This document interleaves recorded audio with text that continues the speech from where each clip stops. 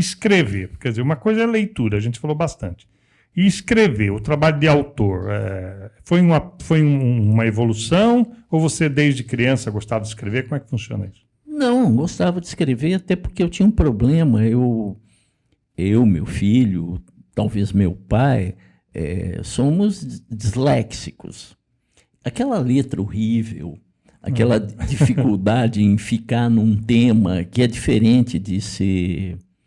Todo mundo diagnostica hoje como déficit de atenção. Certo. Então, minha letra era muito ruim. Eu gostava de falar, de contar história.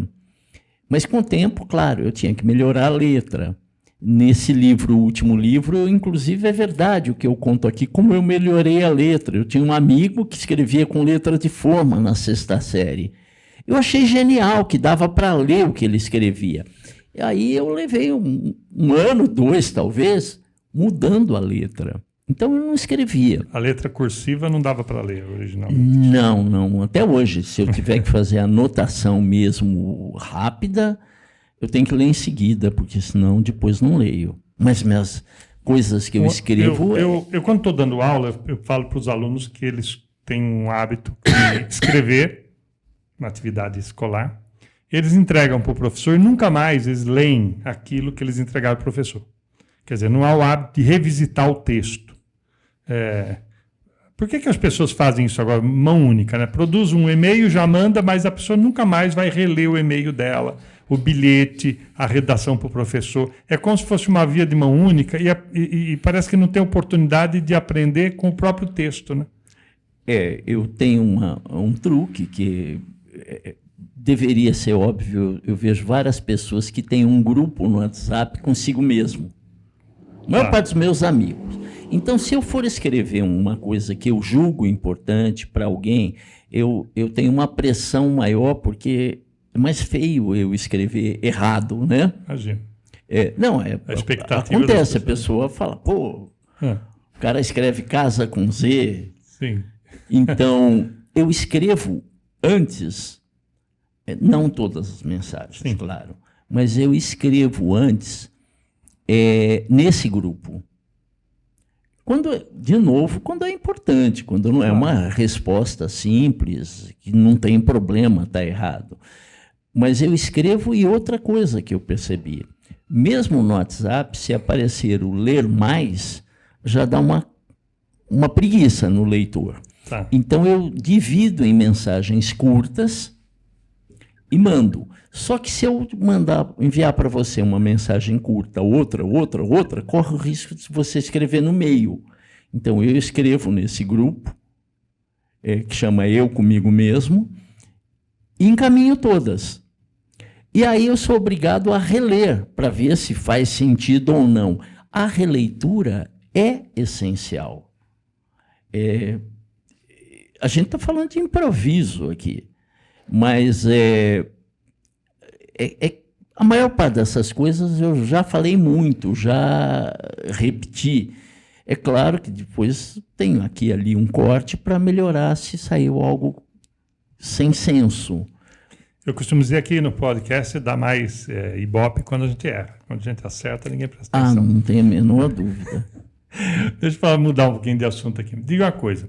E essa sua experiência também além de mentor ou um dos fundadores de uma academia, que é uma organização não governamental, focada em desenvolver a cultura literária em São Carlos, essa sua carreira de escritor. Me diga uma coisa, quando você se aproxima de um projeto com uma cooperativa de crédito, que nos interessa falar um pouco aqui, ela também, você enxerga essa cooperativa e eu queria, como você falou, estamos no improviso, quer dizer, qual o papel que você julga que tem uma cooperativa de crédito numa cidade igual São Carlos e região? Quer dizer, assim como a Academia de Letras tem um papel que você já estava descrevendo para a gente, como é que você imagina que uma cooperativa de crédito pode contribuir para o desenvolvimento da comunidade, com e para além da questão financeira? As cooperativas, por si só, seria o ideal de mundo, né?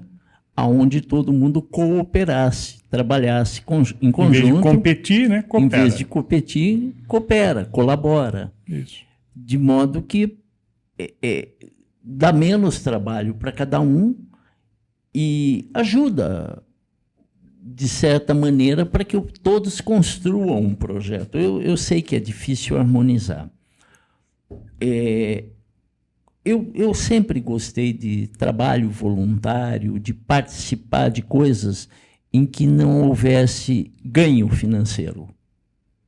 Eu sempre achei isso interessante, não sei por quê.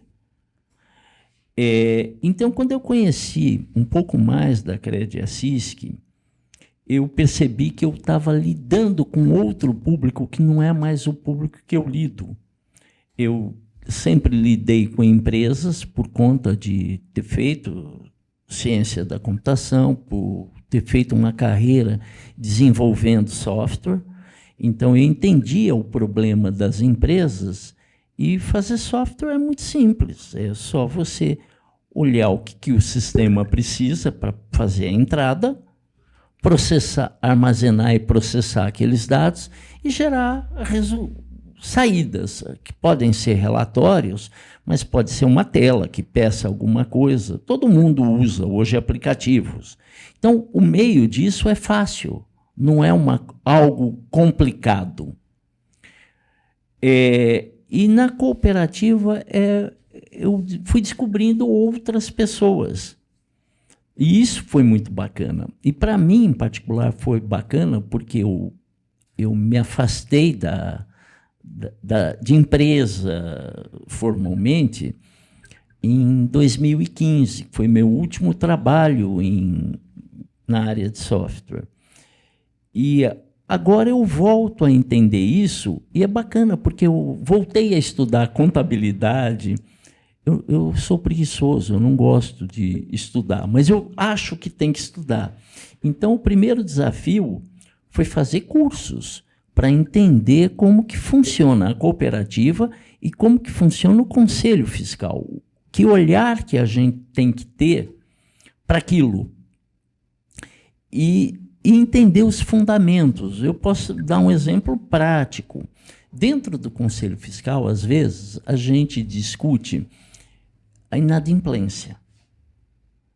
E falta, às vezes, entender que a cooperativa ela tem que emprestar dinheiro de uma forma diferente dos bancos, às vezes com um risco um pouco maior, com um ganho um pouco menor, porque ela está apostando em gente da nossa cidade, da nossa região. Gente que muitas vezes o banco tradicional já fechou as portas, né, para aquela pessoa. Sim, e é aquela oportunidade da pessoa se reeducar. Quando você falou de educação financeira, o papel da cooperativa é promover a educação financeira.